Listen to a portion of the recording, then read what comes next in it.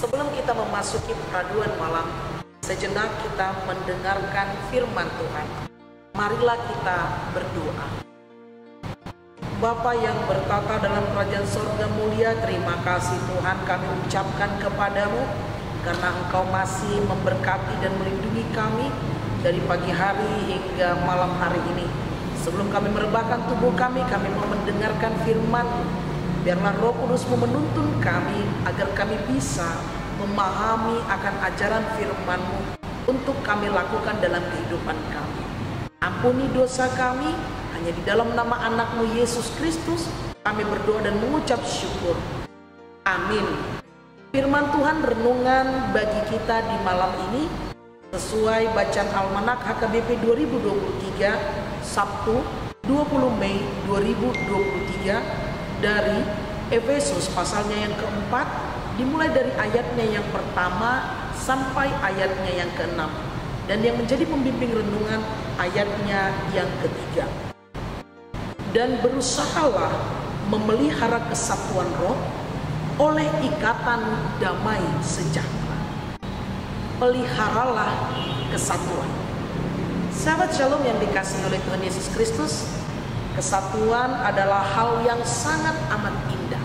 Sehingga ada pepatah yang mengatakan, bersatu kita teguh, bercerai kita runtuh. Namun Rasul Paulus ingin memberitahukan kepada jemaat Efesus karena terjadi ketidaksatuan pada saat itu. Sehingga Rasul Paulus mengingatkan agar jemaat Efesus memelihara kesatuan. Dan pemeliharaan kesatuan dapat diwujud nyatakan ketika kita memiliki sikap rendah hati, ketika kita memiliki kelemah lembutan, ketika kita hidup dalam kesabaran. Dan sikap itu juga akan menolong kita untuk hidup saling bantu membantu.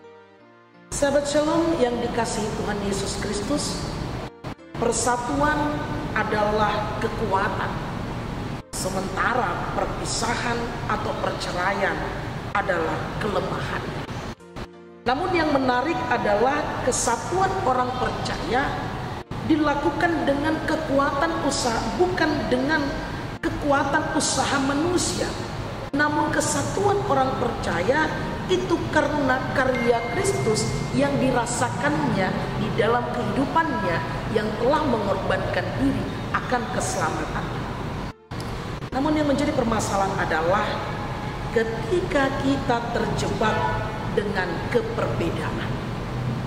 Perbedaan pendapat, jikalau kita tidak hidup dalam kelemah lembutan atau rendah hati, akan memicu pertikaian dan bahkan konflik.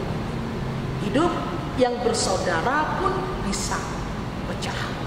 Hidup yang berkeluarga pun bisa tercipta konflik jikalau tidak ada kelemah lembutan pada saat perbedaan itu terjadi. Sehingga marilah kita menjadikan jikalau ada perbedaan itu bukan menjadikan kita konflik, melainkan semakin menciptakan kebersamaan, pertumbuhan iman dan damai sejahtera jikalau kita hidup dalam kasih Kristus. Karena itu, sahabat Shalom yang dikasihi Tuhan Yesus Kristus, kita menyadari kedagingan seringkali menguasai akan kehidupan kita. Perbedaan seringkali memicu konflik di tengah-tengah kehidupan kita, baik dalam pertemanan kita, baik dalam persaudaraan kita, baik di tengah-tengah keluarga kita, terlebih lagi di gereja Tuhan.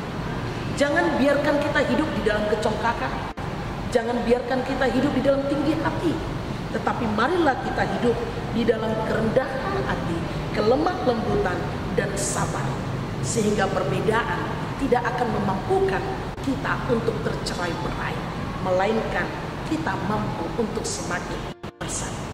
Peliharalah kesatuan di dalam Kristus, karena itu adalah hidup keluarga Allah. Selamat melakukan kebersamaan dan kesatuan, baik di tengah keluarga, lingkungan pelayanan, gereja, dan dimanapun kita berada. Bersatu kita teguh. Amin. Kembali kami mengucap syukur kepadamu Bapa. Kami mengucapkan syukur karena Engkau mengingatkan kami agar kami memelihara kesatuan di dalam hidup kami, kami, pelayanan kami terlebih di gereja Tuhan, dengan gaya hidup yang lemah lembut, gaya hidup yang rendah hati dan sabar. Terima kasih Bapa, Engkau telah mengingatkan kami di malam ini.